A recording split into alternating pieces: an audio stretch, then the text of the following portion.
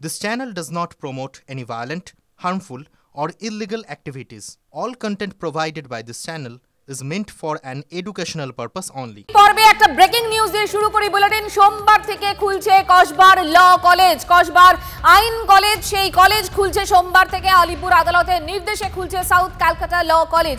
Union room বন্ধ রেখে college খোলার আবেদন কর্তৃপক্ষের এবং আবেদনে সাড়া দিয়ে কলেজ খোলার নির্দেশ আদালতের। সৌভিক এই মুহূর্তে আমাদের সঙ্গে টেলিফোনে রয়েছেন, জানাবেন আরো বিস্তারিত। সৌভিক, দেখো, কসবা ল কলেজের তরফ থেকে কিন্তু বারবারই যেটা চেষ্টা করা হচ্ছিল যে পঠন পাঠনটা যাতে শুরু হয়, কারণ অনেকগুলো সেমিস্টার হয়ে গেছে এবং পঠন পাঠন বন্ধ থাকার ফলে কিন্তু ছাত্রছাত্রীদের অসুবিধা হচ্ছে এবং সেই মতো 3টে পিটিশন করা হয় আজকের কলেজের তরফ থেকে। একটা হচ্ছে ইউনিয়ন রুম, গার্ড রুম বন্ধ থাকুক, কিন্তু কলেজের পঠন পাঠনটা যাতে শুরু করা হয় এবং সে মতো কিন্তু আদালতের নির্দেশে আগামী সোমবার দিনকে এই কসবা ল কলেজ খোলা হবে।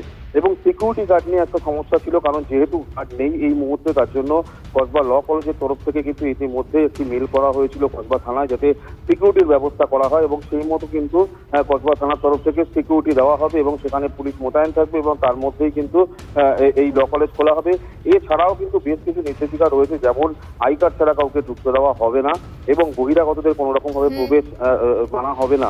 এই সমস্ত কিছু দেখবার পরে কিন্তু আদালতের নির্দেশে আগামী সোমবার দিন অর্থাৎ এই মুহূর্তের সবথেকে বড় কলেজ, বড় খবর যে এই মুহূর্তে যে বড় খবর, কলেজ খুলছে, কসবা ল কলেজ খুলছে সোমবার থেকে। ইউনিয়ন রুম বন্ধ থাকছে এবং আদালতের নির্দেশ মেনে সাউথ ক্যালকাটা ল কলেজ খুলে যাচ্ছে সোমবার থেকে। ইউনিয়ন রুম বন্ধ থাকবে কিন্তু কলেজ খুলছে সোমবার থেকে। কর্তৃপক্ষের আবেদনে সাড়া দিয়ে যে নির্দেশ দিয়েছে আদালত, তার প্রেক্ষিতেই সোমবার থেকে খুলছে ল কলেজ।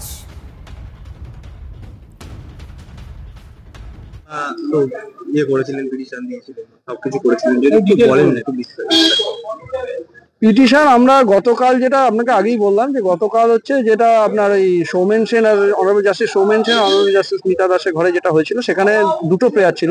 একটা প্রেয়ার মিডিয়ার সামনে খুবই হয়েছে যে ইউনিয়ন রুম বন্ধ হয়ে যাচ্ছে, সেটা যেমন একটা প্রেয়ার ছিল। আর একটা প্রেয়ার ছিল যে এই কলেজটাকে যাতে রিওপেন করা যায়।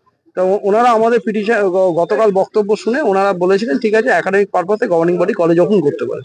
তো সেই ভিত্তিতে আজকে আমরা গতকালই আমরা একটা পুলিশকে মেল করি যে আমরা তো এই অর্ডার পেয়েছি, আমাদের কলেজ ওপেন করার পারমিশন। আজকে আমাদের কাছে ইনফরমেশন এসছে, পুলিশের তরফ থেকে নো অবজেকশন এসছে। শুধু দুটো জায়গা আমরা ব্যবহার করতে পারবো না, একটা হচ্ছে আপনার ইউনিয়ন রুম আর একটা হচ্ছে গার্ড রুম। তো দুটো না হলেও কলেজ চলে। আর এছাড়া কোনো ডকুমেন্টস, স্পেশালি হচ্ছে এমপ্লয়িজ রেজিস্টার, তারপরে ধরুন আরো যেসব রেজিস্টার গুলো থাকে, সেগুলো আমরা উইদাউট দেয়ার পারমিশন আমরা ডিসপোজ করতে পারবো।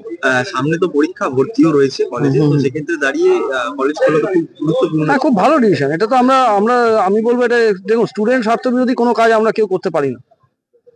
হ্যাঁ, কিছু ঘটনা হয়তো ঘটেছে, তার যা বিচার, তার যা প্রক্রিয়া সে চলবে, সে নিয়ে আমাদের কিছু বলার নেই। অবশেষে খুলছে কসবার ল কলেজ, সোমবার থেকে খুলছে south Calcutta law college. Alipur আদালতের নির্দেশে খুলে যাচ্ছে সাউথ ক্যালকাটা ল কলেজ। তবে ইউনিয়ন রুম বন্ধ রেখে কলেজ খোলার আবেদন ছিল কর্তৃপক্ষের এবং সেই আবেদনে সাড়া দিয়ে কলেজ খোলার নির্দেশ আদালতের। এই মুহূর্তের সবথেকে বড় খবর, কলেজের ইউনিয়ন রুম কিন্তু বন্ধ থাকবে, তারপর খুলছে সাউথ ক্যালকাটা ল কলেজ। কলেজের ইউনিয়ন রুম তৃণমূলের পার্টি অফিস হয়ে গেছে, তৃণমূল হয়ে গেছে গব্বর সিং। ইউনিয়ন রুম হয়েছে কালিপা বাড়ি। কটাক্ষ কেন্দ্রীয় শিক্ষা প্রতিমন্ত্রী সুকান্ত মজুমদারের।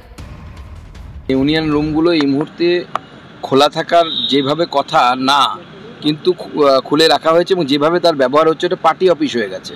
এবং প্রত্যেকটি ইউনিয়ন রুম, আগেকার হিন্দি সিনেমায় আমরা দেখতাম না, গব্বর সিংয়ের মতো ক্যারেক্টার থাকতো আর তারা কালী পাহাড়িতে থাকতো, সেখানে মানুষকে নিয়ে গিয়ে মারতো পিটতো। তো সেরকম ইউনিয়ন রুমগুলো তৃণমূলের আমলে তৃণমূল গব্বর সিংয়ে পরিণত হয়েছে আর ওই প্রত্যেকটি ইউনিয়ন রুম কালী পাহাড়িতে পরিণত হয়েছে। কসবা গণধর্ষণ কাণ্ডে আরো একটা বড় তথ্য সামনে আসছে। কসবা গণধর্ষণ কাণ্ডে দ্রুত চার্জশিট দেওয়ার চেষ্টা পুলিশের। এর আগে আমরা দেখেছি ফারাক্কা এবং জয়নগর কাণ্ডে, সেখানে দোষীদেরকে, ধৃতদেরকে, যারা অভিযুক্ত ছিল সেই অভিযুক্ত ধৃতদেরকে হেফাজতে রেখেই বিচার প্রক্রিয়া শেষ করার চেষ্টা পুলিশের। আর এক্ষেত্রেও ঠিক একই রকম ভাবে তদন্তে অগ্রগতি হচ্ছে বলে এখনো পর্যন্ত সূত্র মারফত খবর। আমাদের চিফ রিপোর্টার সিজার মন্ডল রয়েছেন আমাদের সঙ্গে।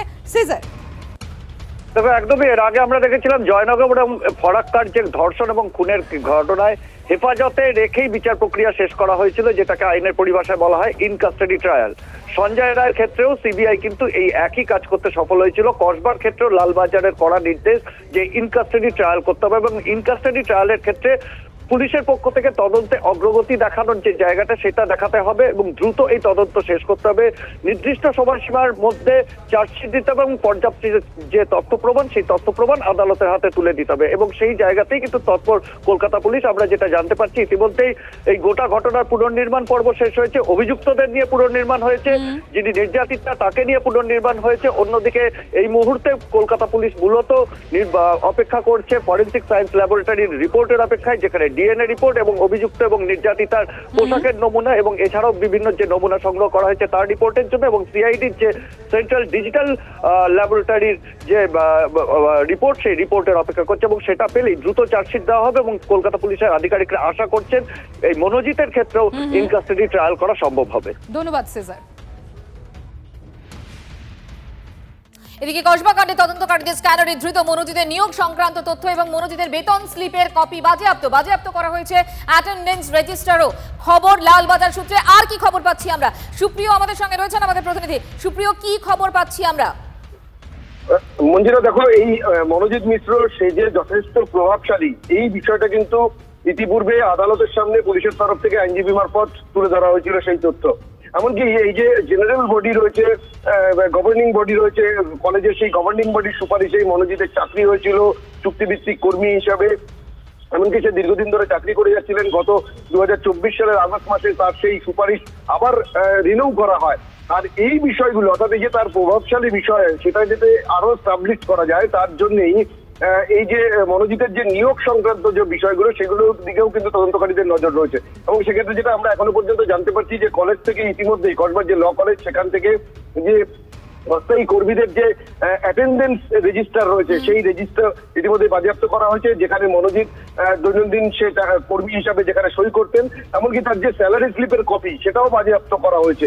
আর এই সমস্ত তথ্য প্রমাণ গুলোকেই কিন্তু আগামীতে মনোজিৎ যে একজন প্রভাবশালী, এমনকি সে যে প্রভাব খাটিয়ে গভর্নিং বডির সুপারিশে তার যে চাকরি হয়েছিল চুক্তিভিত্তিক কর্মী হিসেবে, সেই বিষয়টা পেশ করবে তদন্তকারীরা। অনেক ধন্যবাদ তোমাকে।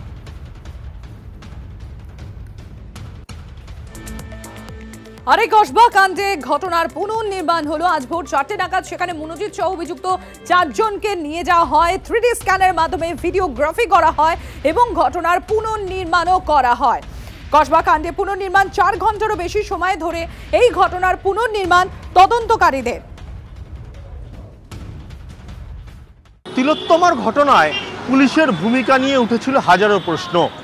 তারপরেই কসবার গণধর্ষণের মতো একটি ঘটনা, যেখানে দেখা যাচ্ছে নির্যাতিতা অভিযুক্তের পুনর্নির্মাণ খুব দ্রুত করা হচ্ছে আর সঙ্গে 3D স্ক্যানার ব্যবহার করা হচ্ছে। এবং শুধু তাই নয়, বয়ান রেকর্ড থেকে শুরু করে খুব দ্রুত সব কিছুই পুলিশ করছে। তিলোত্তমার ঘটনায় যখন পুলিশের ভূমিকা নিয়ে হাজারবার প্রশ্ন উঠেছিল, তারপরে কসবার গণধর্ষণের মতো ঘটনায় দেখা যাচ্ছে পুলিশ খুব কম সময়ের মধ্যে দ্রুততার সঙ্গে কখনো বয়ান রেকর্ড, কখনো পুনর্নির্মাণ, কখনো 3D স্ক্যানার ব্যবহার করার মাধ্যমে তদন্তের প্রতিটা দিক তারা সেরে রাখছেন। স্বাভাবিকভাবেই তাহলে তিলোত্তমার ঘটনা থেকে কি কলকাতা পুলিশ শিক্ষা নিল? ক্যামেরায় দেবব্রত সঙ্গে সুশোভন, TV9 বাংলা। কসবা ল কলেজে ডিজিটাল দাদাগিরি, সেটাও মনোজিতের। ল কলেজের সব অফিসিয়াল গ্রুপের অ্যাডমিন ছিল এই মনোজিৎ মিশ্র। TV9 বাংলার হাতে সেই চাঞ্চল্যকর তথ্য এসেছে এবং ছাত্রীদের জোর করে ইউনিয়ন রুমে বসিয়ে রাখত মনোজিৎ। TV9 বাংলায় বিস্ফোরক ল কলেজের আরও এক ছাত্রী, একের পর এক ছাত্রী বিস্ফোরক শুধুমাত্র TV9 বাংলায়। রূপসা নস্কর জিএস পরিচয় দিয়ে কলেজে ছড়ি ঘোরাতো এই মনোজিতের কথাতেই। গোটা কলেজ জানত রূপসাই জিএস। TV9 বাংলায় দাবি ল কলেজের এক ছাত্রী তিনি জিএস নন। TV9 বাংলায় আগেই দাবি করেছিলেন রূপসার দাবি সর্বৈব মিথ্যা, দাবি ল কলেজের ওই ছাত্রীর। রূপসাও কলেজের ত্রাস, মনোজিতের লোক, দাবি ল কলেজের ওই ছাত্রীর। শুনুন রূপসার যে বক্তব্য যে ও জিএস ও জানতোই না, এটা সম্পূর্ণ মিথ্যা। কারণ আমাদের সবার সামনে ওকে জিএস ঘোষিত করা হয়েছিল, সেটা মনোজিৎ মিশ্র নিজের মুখে বলেছিল। আমাদের একটা গ্রুপ ছিল, এখানে এখনো অবধি মনোজিৎ মিশ্র, অ্যানি এবং রূপসা নস্কর এই দুজন অ্যাডমিন। তৃতীয়ত, রূপসার যে ত্রাস আমাদের কলেজে, ভীষণ খিস্তি দিয়ে কথা বলা, ভীষণ গালিগালাজ করে কথা বলা সবাইকে, সেটা যে কেউ মানে একদম, সেটা কলেজের স্টাফ হোক কিংবা কলেজের স্টুডেন্টস। এবার সেই ভয় অনেকে কমপ্লেন করতেও পারেনি। রূপসাদির যে কি ভয়ানক রাগ সেটা সবাই জানে। একদিন আমাদের ইউনিয়ন রুমে মোটামুটি আমরা বসেছিলাম, একটি মেয়ে উঠে যেতে চাইছিল, যে বললো যে মনোজিৎ দা আমি একটু উঠে যাই, একটা ম্যামের ক্লাস আছে, আমি ক্লাসটা করে আসি। মনোজিৎ দা ওখানে ওকে থামিয়ে দিল, বললো তুই এখানে বস চুপচাপ, তুই জানিস আমার কত ক্ষমতা, আমি এক্ষুনি গিয়ে ক্লাস বন্ধ করে দিয়ে আসবো। সম্পূর্ণ সমস্ত অধ্যাপকরাও ভীষণ ভয় থাকে ওই একটি নামের। আমাদের কার সাথে কখন কি ঘটতে পারে আমরা জানি না, কারণ মনোজিৎ আমাদের ফলো করতো। অ্যাক্রোপলিস থেকে কালীঘাট স্টেশন অব্দি, মেট্রো স্টেশন অব্দি ওর পুরো চর লাগানো থাকতো। আর এবার দলেরই ছাত্র সংগঠনের বিরুদ্ধে সরব রাজন্না হালদার, টিএমসিপির সাসপেন্ডেড নেত্রী। তিনি ভয়াবহ অভিযোগ করছেন। তিনি কি বলছেন যে তার বিকৃত করা, এআই দিয়ে তার বিকৃত করা ছবি এই টিএমসিপির তথাকথিত দাদা তাদের ফোনে ছিল এবং সেই ছবি দেখানো হতো জুনিয়রদের। এমনকি এই যে মনোজিৎ মিশ্র, সেই মনোজিৎ মিশ্রর ফোনেও ছিল সেই ছবি, এমনই দাবি টিএমসিপির সাসপেন্ডেড নেত্রী রাজন্না হালদারের। যে বিস্ফোরক খবর আমাদের কাছে আসছে, তৃণমূল ছাত্র পরিষদের অনেকের মোবাইলেই ঘোরাফেরা করেছে রাজন্না হালদারের এআই করা একটা নগ্ন ছবি। সে বিষয়ে অবগত খোদ রাজন্না হালদার। বিভিন্ন রকমের এআই করা বিকৃত ছবি এইসব দাদারা বলবো জুনিয়রদের ডেকে ডেকে দেখাতো এবং পৈশাচিক আনন্দ উপভোগ করত।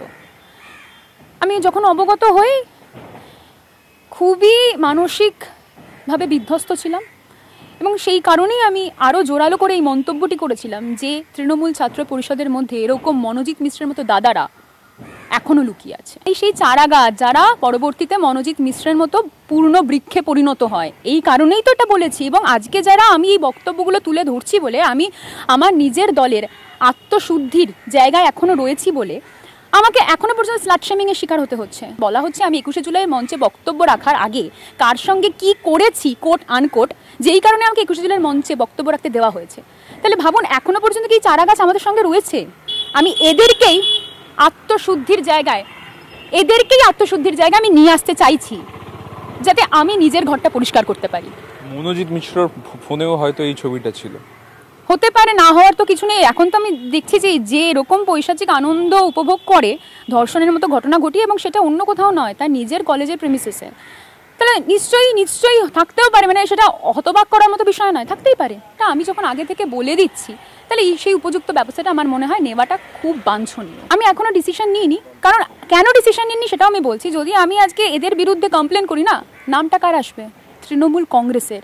আমি আমার দলকে রাস্তায় লজ্জায় নামাতে পারি না, তাই আমি এখনো ডিসিশন নিইনি। দেখা যাক, দল যদি আমাকে বলে সিদ্ধান্ত নিতে আমি নিশ্চয়ই নেব। দল যদি বলে না সিদ্ধান্ত নেওয়ার দরকার নেই, আমরা দেখে নিচ্ছি কি করা যায় এদেরকে নিয়ে, তাহলে সেটা দলের ওপর। আমাদের কাছে এরকম অভিযোগ কোনোদিন এরকম আসেনি। যদি কোনো জায়গা থেকে এরকম অভিযোগ আমরা পাই, আমরা কড়া থেকে কড়া ব্যবস্থা দলীয়ভাবে নিই। যেখানে চুরি সেখানে তৃণমূল, যেখানে লুট সেখানে তৃণমূল, যেখানে ধর্ষণ সেখানে তৃণমূল, যেখানে অস্ত্র সেখানে তৃণমূল, যেখানে হত্যা সেখানে তৃণমূল। এইটা তৃণমূল। বাংলায় সব অপরাধের পিছনে তৃণমূল। আর সব অপরাধীদের যিনি নায়িকা বাংলার মুখ্যমন্ত্রী মমতা ব্যানার্জি, তিনি এই ব্যাপারে চুপ। এত বড় ঘটনা কসবার তিনি চুপ। Miss silence.